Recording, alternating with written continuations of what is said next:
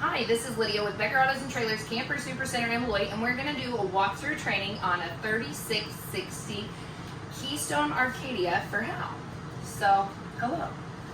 We're just going to walk through and kind of show you the camper generically, but I'm also going to come up here and kind of train you on a few things you need to know.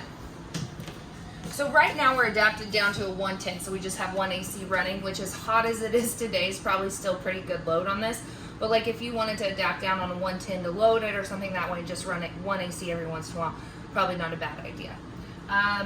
So if you come up here, here's your main brain, I guess, for your camper. So if you push the buttons, it kind of lights up how much water is in each one, how full your black tank is. It says black 2. It's always going to be empty because that is for your black tank for your toilet, and you only have one. So gray 1, gray 2. So you can see there that they're empty. We're plugged in, so battery's full.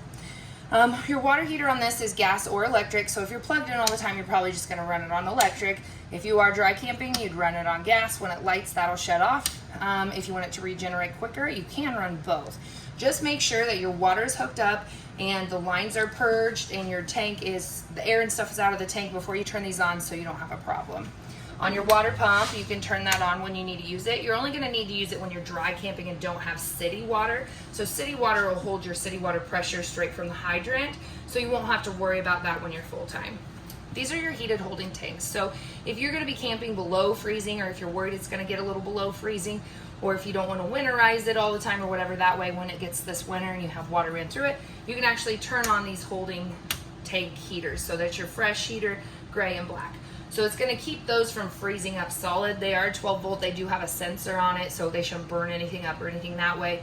But the biggest thing is just know if it gets super cold, it's not going to keep your lines from freezing too. So just keep that in mind. It's more of just kind of a safety feature. So when you get ready to use it in the winter or something, that way you just need to watch that.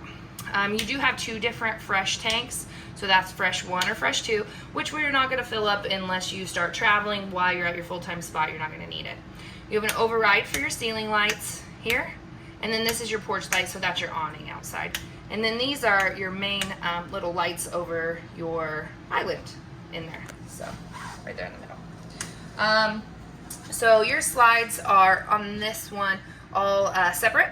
So if you want to move them in, you hold in and they come in. And then these you can stop whenever you want and then move back out. Okay? So you're going to hear some noises on them. The more you use them, the more they'll kind of loosen up a little bit. So just kind of watch them and play with them.